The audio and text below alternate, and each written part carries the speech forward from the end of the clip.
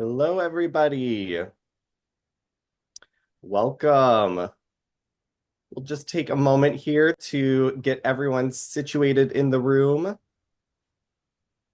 If you are here for the Executive Program in News, Innovation, and Leadership info session, you're in the right place.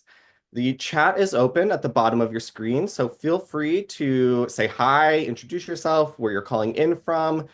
We have a very global and diverse group of people that go through our programs, and so it's always great to see where everyone's calling in from today. As you do, say hi in the chat if you would like. Please make sure that your setting is set to say hello to everyone and not just hosts and panelists. You can switch that at the bottom of your screen there so that the little blue button that says host and panelists, you can change to everyone just so that everyone can see you. We have a jam-packed but wonderful session for you today. We are going to talk a little bit more about the program in detail. We have three amazing alumni with us who will talk a little bit about their experiences through this program and what they learned and got out of it. And then we'll take time for your questions. I know you have them, and so we want to hear from you about everything that you want to know about this program. Just to quickly introduce myself, my name is Kyle Plants. I am the Senior Program Manager of our Professional Development Training Programs at the Craig Newmark Graduate School of Journalism at CUNY. That is always a mouthful to say, but it is wonderful to see you all today. And just as a reminder, we will, if you want to say hi in the chat, it is open. You can switch it so that you can say hi to everyone and not just hosts and panelists there at the bottom. If you do have questions at any point in today's info session, we will be answering those through the Q&A function that's available at the bottom of your screen in the middle there. So if you have a question that's specifically about the program or for any of our alumni panelists, please submit them through that Q&A button, and we'll make sure that we get them towards the end of the session today. And again, making sure that all of your questions are answered. I love seeing some familiar faces, so this is wonderful, and we're so glad that you are all here. But we will get started now, and without further ado, just again, the run of show for today for our executive program in news, innovation, and leadership info session. We will be running through some program logistics and details, everything that you need to know about this program. How do you apply for it? How do you become part of it? We'll go through that in detail with you. And then again, we have three amazing alumni who will talk about their experience in the program, and then we will dive into your questions that you have for them and for the program. I am so excited to be joined by a colleague of mine, Anita Zelina. She is the founder of Better Leaders Lab, but she is also the founder of this program and a senior advisor still to this day working with us on this program. So I'll pass the mic to her to get us started. And thank you so much for being here. Thank you, Kyle, and hi, everyone. It is wonderful to see quite a few names of folks in the chat who we know from other programs or the industry, but also amazing to have many new folks here and see the huge interest in this program. I'll walk you just through some of the elements of the program. Obviously, we're going to have time for all questions afterwards. You can throw them in the Q&A tool anytime. So really, let's talk a little bit about what we'll be doing today. You see that we are all here to tell you about the program, us from the program organizer perspective, but obviously also our alums, because we want you to get an authentic perspective on what being in the program feels like, but also how it can help you re-accelerate, reinvigorate, rethink your leadership career in journalism. So we'll get back to Amy, Alexander, and you, Kari, in a bit. Let's take a look at the focus of this program. You know that there are quite a few regular MBAs out there in the world. I did one of those after, I spent some time in senior leadership roles in the media industry. And I found them to be lacking media specificity. So they are great on finance, great on business, great on management, not really focused on media and journalism, right? And I felt we need to change that. Let's design a program that empowers news media leaders that are innovation savvy, that are future forward, that are empowered to drive transformation in the industry, build new products and initiatives, and innovate with business models. That's the real idea of the program. We did that because we heard from senior executives, CEOs, editors, that they are lacking something. They said, well, first, we want to see more people with a product or audience background that are really close to their communities. And we want to move them into senior leadership roles, but sometimes they don't have the managerial acumen, the finance literacy, the leadership experience yet to be in these roles. Also, we heard and we felt strongly at CUNY that we want to see more people with diverse backgrounds in senior leadership roles. I feel like that this shouldn't be special to say, but I feel in the world today, it is something that is important to mention. We still truly believe that. We want to see more people with different backgrounds, more people from underrepresented communities, more people from other countries in senior executive roles in newsrooms. And then we also feel that the business savviness is something that's really important. Even when you're a leader on the editorial side of things, this program is going to help you to speak the language of the finance people and the business people in the room, because we truly want you to be able to own that power. And to own that power, it's important to understand the concepts, frameworks, and language. The mission of the program really is to equip a diverse and very global and international group of change makers with the knowledge, skills, and the network necessary to lead transformation of the news industry and the news business, in short. I think what makes our program unique, because there is also some other programs out there that focus on help you build innovation projects and so forth. Our program really is a combination of business, editorial, product, and technology, and adds a very holistic and very robust leadership training to it. I think that is what really distinguishes it from many other programs out there. Think of it like an MBA for media leaders, but one that has a really strong and robust innovation kind of mindset and innovation twist, and also a very robust leadership development track throughout the year. Just going to run through some facts and figures. Some of you might have taken a look at the website and might know some of these things. But I think what's important to understand is that this has been around for a while. This has been a success story. We have almost 100 alumni now this year. So that is one of the cool things. You're going to join an amazing group of accomplished media leaders that have gone through the same experience, right? And it's quite a powerful alumni network at this point. The other thing is, and that is one of the first questions that folks ask, is, do I have to quit my job? Because I can't really, quit my job for a program. No, you don't. We designed this program so that you can keep your job, so that you can do most of the program online, but you have 3 week-long residencies in New York in the beginning, the middle, and the end of the program. Because it's just, some things are better in person, right? Cohort bonding, industry best practices, company visits, negotiation or communication sessions. Those things work really well in person. But then there are weekly classes and sessions that you do where we convene on Zoom, coaching sessions that you do on Zoom or virtually. So that makes it doable, even if you have a busy life, a busy career, and a job that you want to keep. This is a truly international program. I think that's also something that differentiates it from some other programs out there.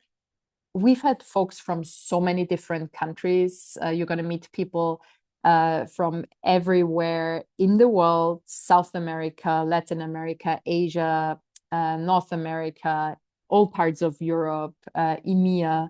So it is truly global. And the amazing thing about that is, while we think that things are so different in other places, we're also going to spend so much time learning from each other and ultimately come up with that realization of like, oh, well, maybe things aren't that different in other parts of the world, and maybe we can kind of exchange best practices.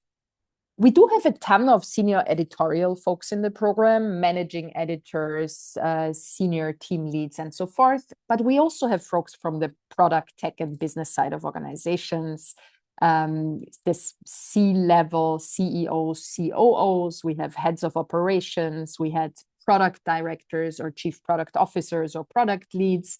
We also had the head of innovation or head of digital roles in the program. So you're also going to learn from folks in tangentially related roles, leadership roles, or on other sides of the industry, which is quite intriguing and interesting.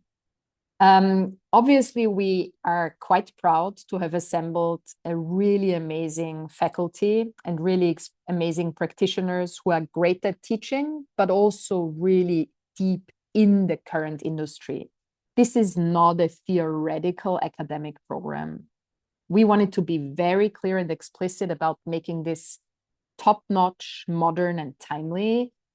And someone who hasn't been in a newsroom for 40 years, as great as their teaching might not be the best instructor for this program. So our instructors work at some of the most amazing news organizations in the world, work at some top universities. So you're going to get real life industry insights. We're also tweaking classes each and every year and syllabi so that you can ensure that what you're learning is really kind of the current state. I think that's also a differentiating factor. For example, next year, AI and AI strategy and leadership is going to be included in the program for the very first time in quite a few classes. Obviously, when you are in New York, we want to make sure that you have the best time in these residencies. So you don't just have classes, you have newsroom visits, fireside chats, you have some fun social activities. You're going to bond with the cohort and spend time with them. That is another element of the program, continuous coaching and leadership development sessions in the program, some of them with me, some with other super experienced and amazing coaches. And finally, you're also going to apply the learnings. You're going to work on a strategic capstone project that is tied to some of the leadership and management and strategy challenges that you tackle in your classes during the program, something that you're going to immediately be able to use, immediately going to be able to bring back to your organization, whether that's a small startup or a large legacy organization. Let me say a few words about the topics that you'll be covering in this program. As I mentioned, think about it for media leaders, a comprehensive leadership development program, and an innovation-focused program on folks on the product, tech, or strategy side of news organizations. So we're going to learn about the business of journalism, obviously revenue models, business innovation and business development, but we're also going to dive deep into audience, technology and innovation and the whole product side of things. We're going to spend, and don't be afraid of those, they are amazing, finance classes, because I know sometimes there is a bit of a threshold of like, oh my God, I'm a bit scared of the finance concepts here. I think we pride ourselves in making these very accessible, but also very applied, with the goal for you to be able to sit in a boardroom and understand what your CFO is talking about and what your head of finance is talking about. And we're also going to spend a ton of time focusing on strategy and the execution of strategy, because that is really, truly such an important part of media leadership these days. And last but not least, obviously building successful and innovative teams, how to lead a workplace through transformation, how to manage culture and manage culture change is going to be a crucial element in these classes. And yes, we are going to be are going to be adding leadership in the age of AI classes, a program that we are currently running in the school. I see some of our participants are also here in the call today. I think it's the very first program that exists on leadership in the age of AI, specifically for media managers. And we're going to build on these classes and are going to add them to the syllabus for the first time in the next program. We're going to have leadership workshops. Some of them are listed here on that slide. And obviously, you're going to have a ton of networking opportunities with amazing folks in the media space, because we want to ensure that you also leave this program not just with a gigantic alumni network, but also with an amazing network of supporters, interesting industry folks, people whose email address you then have and can reach out to forever. Last few words about the outcomes before I pass back to Kyle for some more logistics information about the program. Really, you'll see that quite a few of the folks who did the program have done so and then have made a huge career leap, one level up in their organization. This is a nice side effect, but it's not the only effect that we want to have with the program. We also see that quite a few folks have started their own organizations after that program, their own community media, their own media startups. And we've seen that the ones who were in small media before have managed to build a sustainable trajectory for these organizations. That's something that we are very proud of, and that our alumni are telling us that the program helped them build sustainable growth for their organization. Obviously, we also want you to understand how to lead an audience-centric and product-minded organization. We pride ourselves in including industry best practices from the largest newsrooms like the New York Times or CNN to amazing small community media like the Green Line in Canada or Correctiv in Germany. So you're also going to really get best practices from all over the world. We want you to feel more comfortable in your leadership during and after this program. So we're going to spend time talking about the hard things, having difficult conversations, tough managerial decision making, making career decisions, quitting jobs, all these things in a confidential and trusted space. And last but not least, obviously, we all know that all of you are driving transformation and change. So we're going to help you feel more empowered to lead and drive that transformation. And you're going to make new friends, us, the program alumni, your fellow cohort members, but also your instructors and coaches in the program who are going to, we know that some relationships last really for years after the program, and that makes us very happy. Kyle, do you want to continue from here? I do. Thank you so much, Anita. Of Yes, I course. will dive into some program logistics now. We already have some great questions coming in through the Q&A function, so please keep them going. We'll be getting to them here shortly. So thank you so much for doing that. I'm already seeing, some people are like, this is a great program. How do I get involved? How do I do it? So we'll talk about the application and what's included in all of that. So first and foremost, this program costs 27,000 US dollars. This is on par with other programs of the same kind in this space here, and it includes the tuition for the program, coaching, all of the learning materials that you will receive from it, the in-person networking and access to events and alumni events that we host for our community. And so that is what is included in this cost. Now, I always like to encourage people to not get too scared by the amount. We do have partial and full scholarships available as needed, and you can indicate that on your application if you would like to be considered for scholarships. I always encourage people to apply first, and then we'll work out the finance situation afterwards. So don't let the amount scare you. We will be able to figure out and work with you to see what it is possible. I also encourage people to look into, and now is a great time to do this, look into your company's professional development training policies. Some companies offer funds that are available for you to participate, and you might need to work with your supervisor and your organization in order to secure those funds. So it's better to have all of that knowledge with you as you work on your application and apply for this program. Let's talk a little bit about the timeline. So this program for our next cohort, the class of 2026, will start in the September of 2025. We will kick things off with our first in-person residency, which is also the first week of the program. That will be from Tuesday, September 2nd to Saturday, September 6th. This is right after Labor Day here in the United States, and we will kickstart with some of our classes and really dive into the curriculum and get to know each other before we head into our virtual classes. Then we'll come back together again for our second in-person residency in February, from Monday, February 23rd to Friday, February 27th. We have a lot of classes that we like to get through during that time. And so we'll come gather again in New York for the second residency then.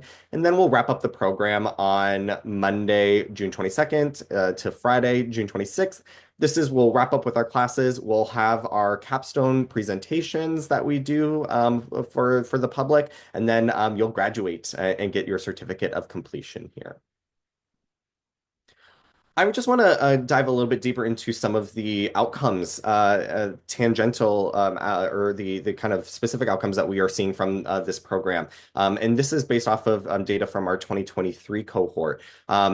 After the program ended, we heard that 95% of the people said it exceeded their expectations, and that they would recommend that to a friend or a colleague there. They were extremely likely to do that. That equates to an NPS score of 86.4, which compared to other higher education programs, the industry average is 54. So that is a significant, increase, and we see how impactful this program can be for our participants. And you'll hear from some of them soon about what that impact looks like in their work here. We also measure our, knowledge improvement over the course of the program. So we ask them to complete a survey at the beginning of the program and then at the end. And on average, we see an improvement of about 34%. And some of those specific classes that they mention of where we saw that significant increase in knowledge improvement is in finance, financial management, strategy, business model innovation, and product development. Those were some of the areas and the topics that we saw, again, the most improvement in knowledge, that they are leaving this program more knowledgeable, more ready to engage with their coworkers in these spaces. At the end of the program, we have everyone that is able to complete the program, present their capstone project, defend it, and receive their certificate of completion to move on and change the world within their organization or a new organization. And speaking of that, just in that cohort alone, in 2023, we had, by the end of the program, at least 5 of them had received new promotions.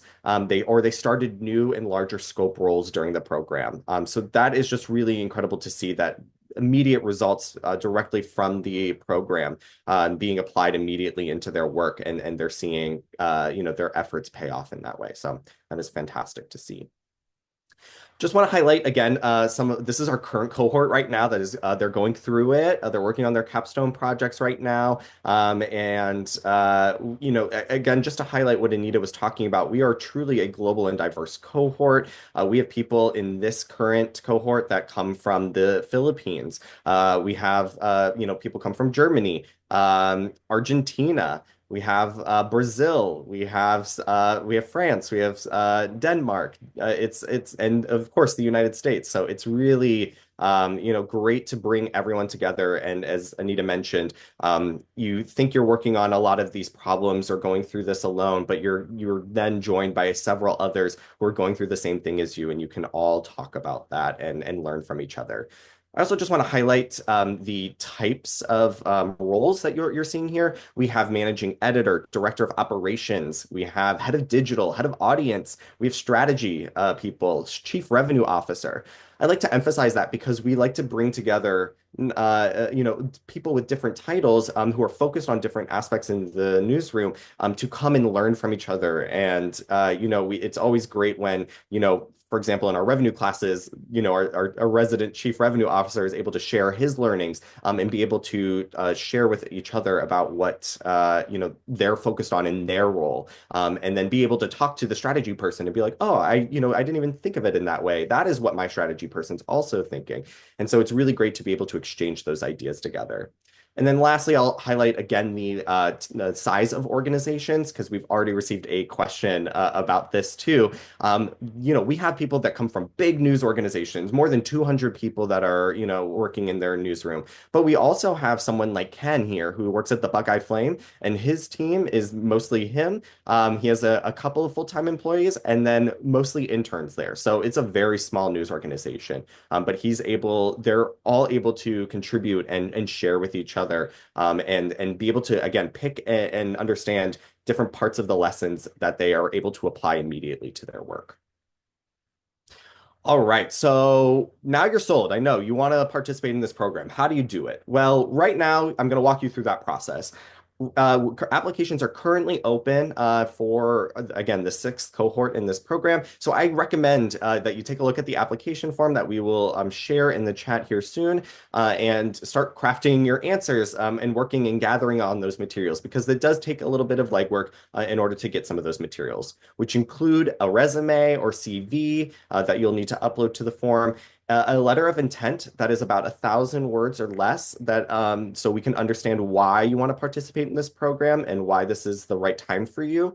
And then we do require for you to upload 2 letters of recommendations from people who would be able to talk about your leadership role, your leadership journey. We also encourage you to include one from a supervisor who knows that you are potentially going to participate in this program and supports you taking the time to do that.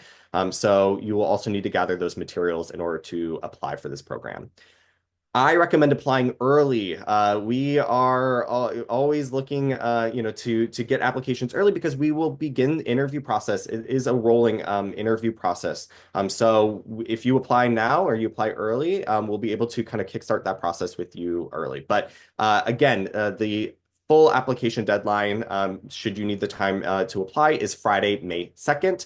So we'll be able to be accepting applications through that time. And then, of course, if you apply by that point, we'll begin the interview process where you will chat with our team as well as a committee who will, get to know you a little bit better and your leadership journey there.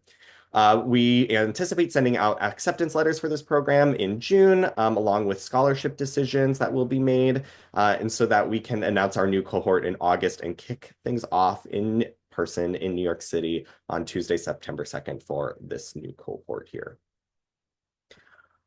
All right, so we're gonna turn into questions here shortly, but just in case you do, I just want to highlight again a couple of resources and who you should reach out to and for what. So I always encourage you to go to our website, check out the FAQ. It's a very robust and it probably answers a lot of the questions that you might have there. So take a look at that. If you do have questions about your specific situation or your leadership journey, and if this program is right for you in that way, Anita is available via email for you to message and just get, to understand a little bit better if you're a potential good fit for this program. But I also encourage you to email our leadership@journalism.cuny.edu account as well, that you can answer or ask questions related to program logistics and, anything curriculum based in that way. But it's good to always, include us in there so we can help direct you and answer your questions in a timely manner. All right, I am going to stop talking now, and I'm going to stop sharing my screen so I can turn it over to our wonderful alumni panelists that we have here. And again, keep the questions coming. The Q&A function is open, so we have some great questions here that we'll get to in just a moment. But I want to hear from our alumni first. If you could all just introduce yourself to our wonderful attendees here and explain why you decided to apply for this program and why was it the right time for you to do something like this? And we'll start with Amy. Hi everyone, my name is Amy Reinhardt. I work at the Associated Press on the product team on AI and AI related things, I'll say. I really wanted a program, and I thought I wanted a program for my CV, and I really wanted that boost of confidence. And then once like the first day, I think it was Anita and Jeff just said, "We are not here to keep journalism the same," and I was like, "My people." So it was very clear to me early on that I went in with one intention and arrived at a totally different location and exactly where I needed to be with a lot of support and a lot of fun in the process and a lot of learning. So yeah, it was one of those things that I thought I wanted it and then I knew I needed it. Yukari. Hey everyone, I'm Yukari Kane. I'm one of the co-founders and the CEO of Prison Journalism Project, where we train incarcerated writers in the tools of journalism and we publish their stories. I was really drawn to this because my organization got its start about 5 years ago. And so I'd always spent my entire career in legacy newsrooms. I was at the Wall Street Journal last. And this was an organization that started out as a passion project and then became something bigger very quickly. And I was at a point where we were doing the work of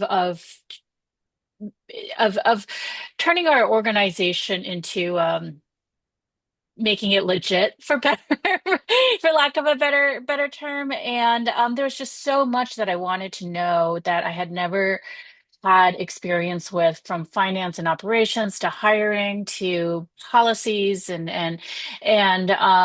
we wanted to make sure that we were doing it with governance in mind and best of class and especially in the area that we work, where it is really fraught legally, not just in terms of all the journalism challenges, but working with 50 different state prison systems plus the federal system, doing journalism in a place that doesn't want journalism, and in some places that is expressly prohibited, et cetera. And we wanted to make sure that we were doing it well and properly.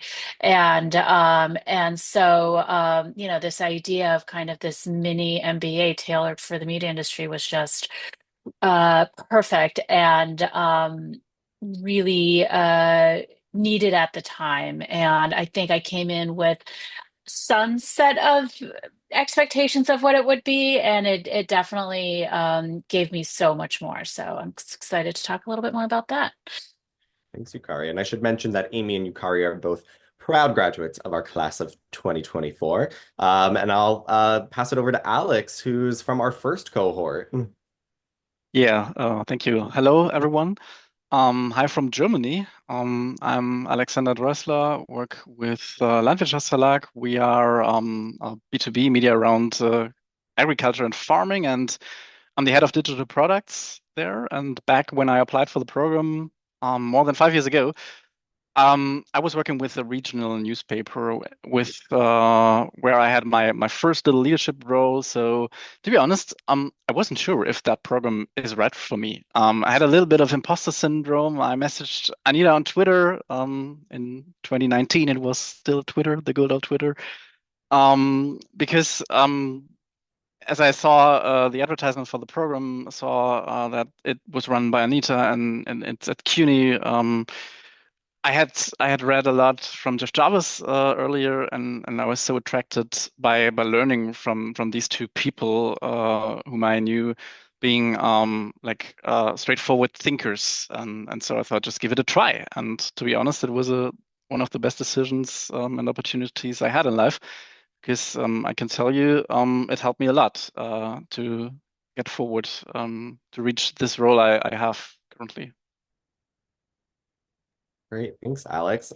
This ties in very nicely to a question that we have also from in the Q&A. But I would love to know a little bit of a lesson or a class or an idea that you heard, from the program that still resonates with you, or that you refer back to or use in your work currently.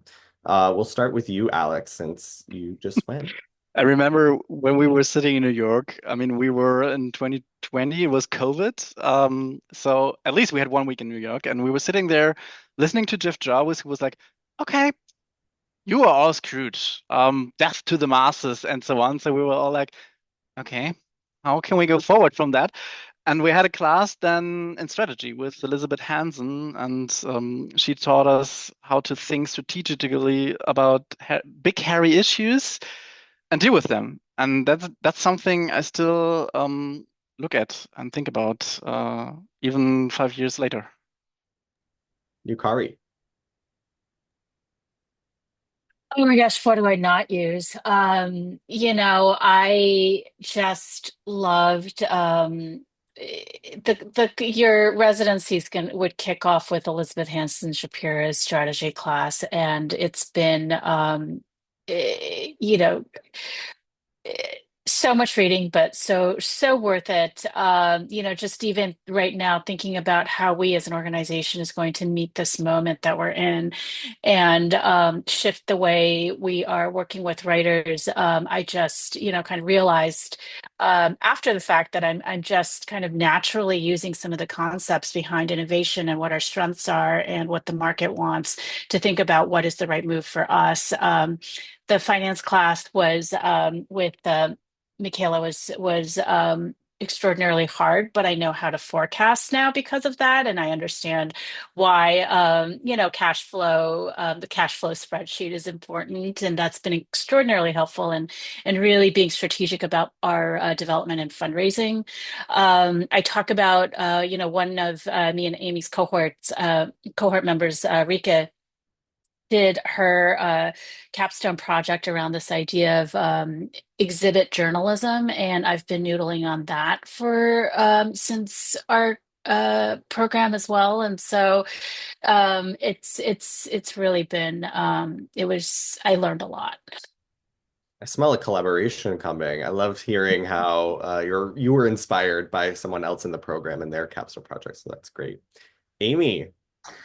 Yeah, I feel like the program pulled the curtain back for me on what is happening on the business side. If you've worked in editorial or in product, or product feeds into editorial, you often aren't privy to that. And I never spoke in spreadsheets or business terminology, and now has become not my sole focus, but I know that's where the power lies in media.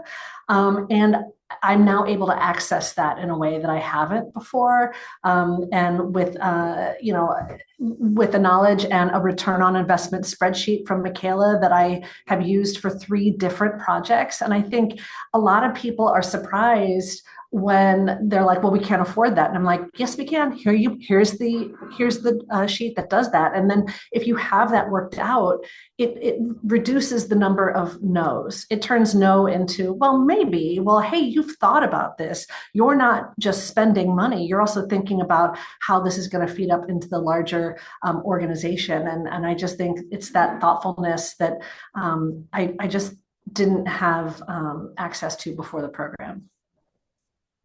I'm gonna switch things up and go to Yukari this time. But there are so many questions here in the Q&A focus that want to know what you all worked on for your capstone project. Can you talk us through a little bit about what you did, why you did it, and how taking time, out of your day and out of your schedule to work on a project like this was helpful for you? My capstone was a duty of care playbook, and so doing the work that we do, obviously, one of the things that's really important is to make sure that we're doing this work centered around the safety of the writer and really being able to articulate what our values are and how we make decisions, especially in when we encounter challenges that we've never had to face before, and we had a lot of I had a bunch of policies and value statements written, but it had never been pulled together. And so I really, I run this organization of 10 people. I wear many, many hats like most of us do in this business.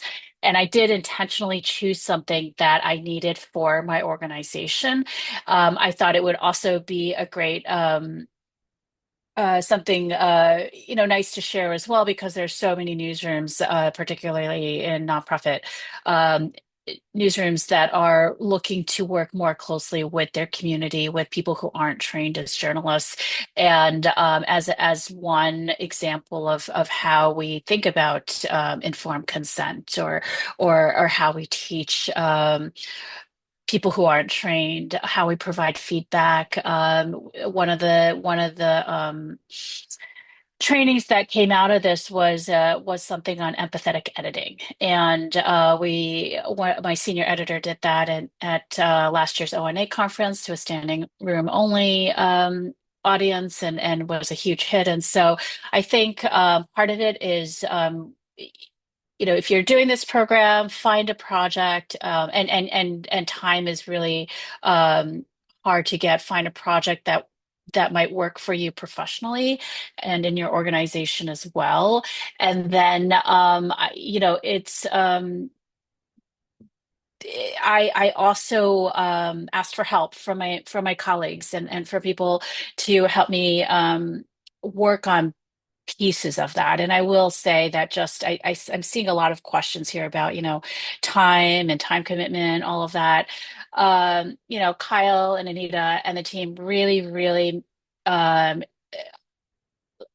are just so sensitive to that, and they really do make it doable without compromising the work. But it's a very understanding program, and I think it's created knowing that everybody has a full-time job, and so I wouldn't let that scare you. That's great advice. Thank you, Kari. Let's hear from Alex. Also about the capstone? Yes, please. Yeah, sure. Okay. So one thing I would like to mention first is that I changed jobs during the program. So I switched to a digital transformation management position. And so that also, of course, it changed the perspective of my capstone because I was working at a different company earlier, working with a startup that they were involved with. And then in the transformation role, I was more focused in product strategy for the newsroom. So what I did was thinking, I thought about a playbook for an audience-centric product strategy at this regional newspaper and how to apply the frameworks that we have learned in the class, like job to be done frameworks and so on, dealing with the people getting them involved and creating new products. And what we did then was we created a newsletter that was a newsletter for people who moved away from the region but still wanted to be in touch. And this audience, I would say, I think we didn't think about it earlier, but when we took a closer look in data and used some frameworks, we came along them, and the newsletter is still running even 4 years later. Talk about impact. That's really cool. And obviously you're not alone in your learning of understanding what your audience wants and needs are. So It's great to see that's still ongoing. Amy, talk about your capstone project. Yeah, and about 6 months before I even thought about the program, I was thinking, what would it take for journalism to build its own large language model to power AI? And as soon as I bring that up to some journalists, their immediate response is, we can't afford that. We can't afford that. And I was like, well, how do we know? And so I kept but having the capstone, as soon as I learned about the capstone, I was like, I know what it is. I didn't even hesitate. I was like, this is going to be my project, is a blueprint to build a large language model. What does it take? What are the people involved? How much money? How much computing power? And I really wanted to solve that question for myself so that when I come up with this idea, in a group setting or at work, that I actually have some evidence to support this idea that it's not such a crazy idea after all. And I think too, if you're working in the space of innovation or you're looking to disrupt something, going it alone is really hard. And this program gave me deadlines. It gave me coaching support. Every time I was like, this is not right? This is wrong. They'd be like, no, this is absolutely right. You should keep going. And I think without it, I wouldn't have hit my own deadline. And the project lives on. I just completed the first step outside of the capstone, which is feasibility. Do newsrooms even want this? And we interviewed. I worked with an external research team, and we interviewed 20 people in U.S. newsrooms to say, would you be in on something like this? And we got answers back, and a white paper produced at the end of January. And now I'm on to the next round, which is seeking funding to prototype. And so I just feel like it's every 6 months. It's not moving as fast as I want it to, but it's moving at the pace that I need. And I still check in with Anita, Nikita, Marie, and Kyle. Like the relationship hasn't ended, and every time I hit a milestone, they're still cheering me on the sidelines. So I just feel like without this, I wouldn't have met my capstone goals. Thanks so much, Amy. I'm gonna ask Anita a question because we have a couple here around capstone projects Yes. here in the Q&A. And so I kind of, there's a question on the application asking people to identify a potential project that they Yeah. want to do. And of course, you are not beholden to that. Capstone projects change by the time the program starts and you have time to think about it there. But do you just have any advice on, what are we looking for when it comes to capstone projects? What types of projects do you think people might Yeah. want to work on? So again, totally fine if you have no idea or only 10% of an idea what your capstone is going to be. We're going to work on that together. We're going to help you figure it out, but we want to learn a bit about your thinking in the application process. So a good capstone project is a project that relates to the topics of the program: strategy, leadership, transformation, innovation in an organization, figuring out sustainability for your organization, figuring out a path forward to audience centricity. A not so great capstone project is one that is only connected to a journalistic question. This is not a journalism program per se, as in you're not going to spend classes sitting there and like writing and editing and shooting video. This is not a journalism master's or something. So when you focus on a capstone, focus on something strategic, something that has to do with maybe product, sustainability, transformation, change, anything that intrigues you to that regard. And how does the program kind of support you as you go through it and working and developing your capstone project more? So again, you're not going to be alone in this, right? From the very beginning, we're going to help you first kind of get that little blurb together. What do I want to work on? What problem do I want to solve? What might be a result or a deliverable that I want to have towards the end of the year? You're going to be tied with a capstone coach, a senior industry professional. Many of our capstone coaches have been working with us for 4 or 5 years, so they really understand the program well. And they are going to be available for you to check in and work on your capstone. They're going to help you get that amorphous big idea into something, a paper, a slide deck, a pitch deck, whatever you want to produce towards the end. Obviously, the whole program team is also available for questions, for feedback, for reflections. Plus, we're going to have you pair up with another person in the cohort as kind of a capstone buddy, where you can kind of help each other get to the finish line. I'd be curious to hear from any of the alums, and I'll open it up to all of you. I won't call on you specifically, but can you talk a little bit about your coaching experience and what you got out of that, both professionally and obviously with your capstone project work? Yeah, I had an amazing experience with my coach, who would, every time we'd log in, she'd be like, "Where are you with your capstone?" And I just couldn't hide.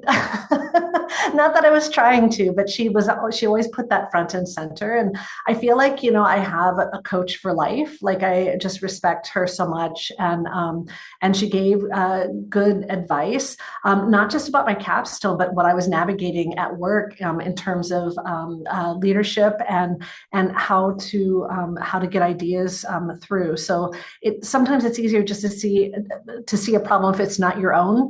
And she was just able to just cut through my own emotional blocks with it, and get me to the other side of leading instead of waiting to be led. Are we allowed to name our Of coach? course. Okay. Cynthia So, DeBose, she's amazing. Sorry. My coach was Charo Enriquez at the New York Times, and it was just a really amazing experience because Charo isn't just doing newsroom development and support and working in kind of the diversity and training support space. Um, but she's also on the board of ONA and had really brought like a really holistic approach to not just my project but where I was in my career and trying to create this organization that is trying to that operates in the right way. And so she was just an incredible mentor. She shared a lot about what the New York Times does and the thinking, and also the work that she did before that. I saw her last fall, and it had been a while, but it's one of those relationships where you just pick up where you left off. It was really amazing.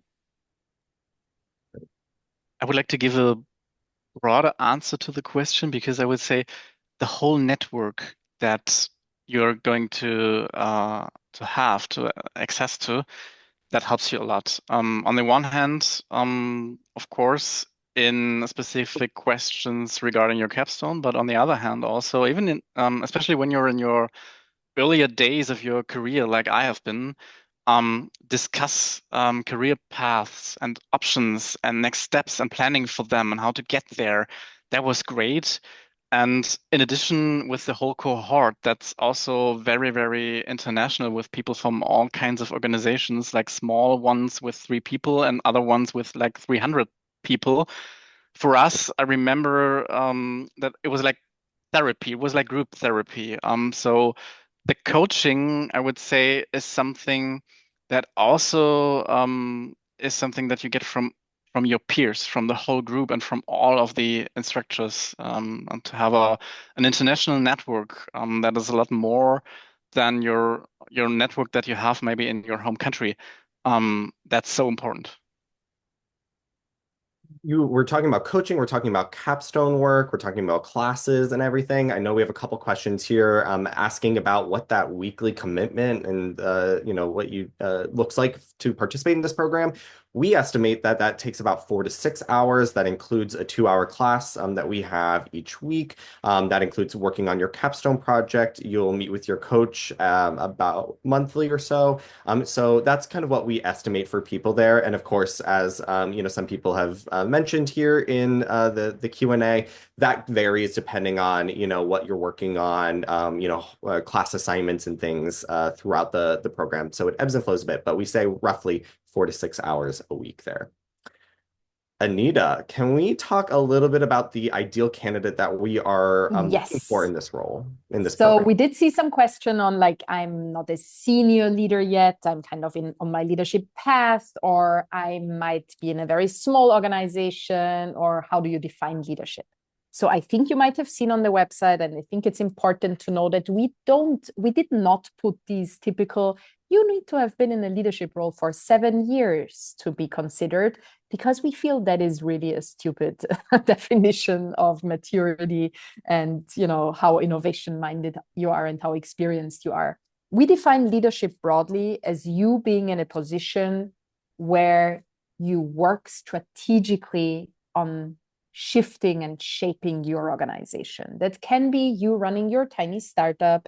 That can be you somewhere in the middle of your organization, somewhere in a mid-level leadership role, or just taking on your first bigger leadership role. Quite a few folks have taken the program and then have moved on to larger roles. We also try to have diversity in the program in that sense. We always have program participants range from somewhere in their late 20s to somewhere in their early 60s. So you're also going to see that some people have extensive experience, some are on the younger side. They also learn from each other. So as long as you're working strategically on pushing your organization forward, that gives you kind of that angle of leadership. Thank you so much, Anita. I have a couple money and scholarship questions that I want to get to, and then I have Mhm. one final question that I want to ask the alumni panelists here. And I want to thank you all so much for being so attentive and for all these wonderful questions that we have here. So yes, again, we do have scholarship options available to participate in this program, both partial and full.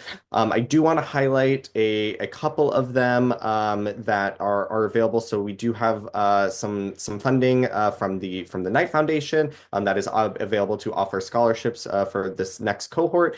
I also do want to highlight that if you are a current member of the Asian American Journalists Association, who would like to be considered for full scholarship under the Simon and June Lee Leadership Transformation Fellowship, you can indicate that on your application because we do have a full scholarship available for you as well. Now, when we're talking about the 27,000 tuition, travel and lodging for the residencies is not included in that. However, we do provide resources, to help out and help you find, accommodations and things that will make it easier for you. We actually now have a hotel that we work with that we are able to offer discounted rates for that you can then book for yourselves. But we obviously will share that if you are accepted and participating in the program there. But the tuition is that tuition just covers that aspect and not the travel aspect there. I think I got to all of the money questions here, but since we only have a couple minutes left, I do want to ask this last question to our alumni. We talked about, again, coaching, capstones, classes, all of this. How do you balance work, program, and family?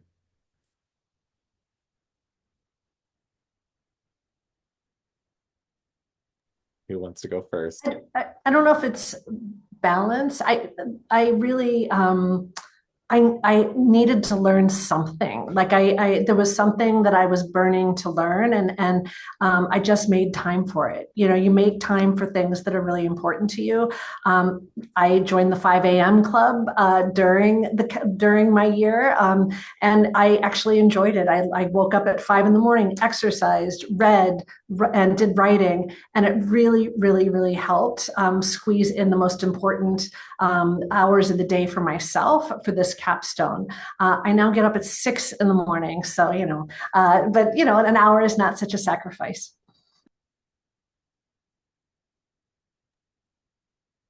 Well, we learned in class that there's no such thing as balance. There's only harmony, right?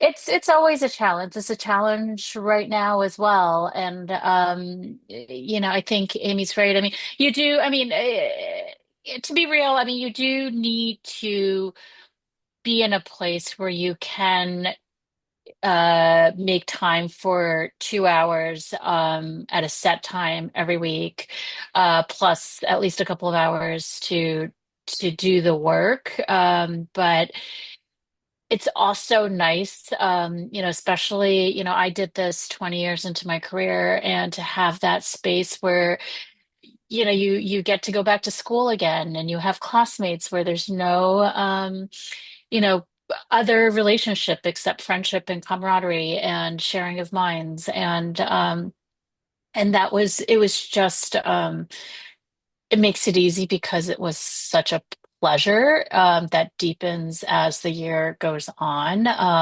Having said that, I mean, I think, again, like the team at CUNY is so aware that we're all struggling, and that's part of what you learn to think about and manage and understand about yourself. And so if I would say that if you think you can do 4 hours a week, on the regular, like I would go for it, because you'll find the other the other few hours that you need. I think, for me, there was a question here as well about how do you know if the time is right? And really for me, like I just needed something like this. In every respect, just not just the knowledge, the sharing, the camaraderie, the tears, and the it's all in the cone of silence. So it's also a safe space as well.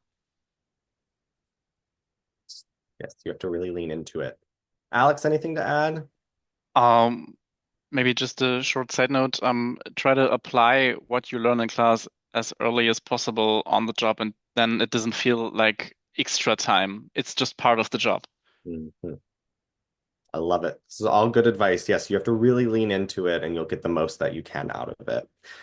I want to thank you all so much again for joining us today. Thank you so much for your wonderful questions. I want to thank our amazing alumni for taking the time to talk about this program and your experiences in it.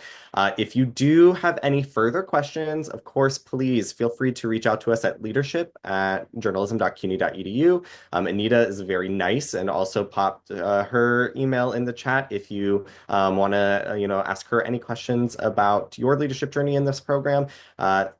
We are here and we want to see your application and we if you need any help, again, please do let us know. Thank you so much. I hope you all have a wonderful rest of your day, and we will hopefully see your applications in soon. Thanks, Thanks, everybody. everyone. Thanks for being here. We can't wait to be in touch. Bye, everyone. Bye, everybody. Bye.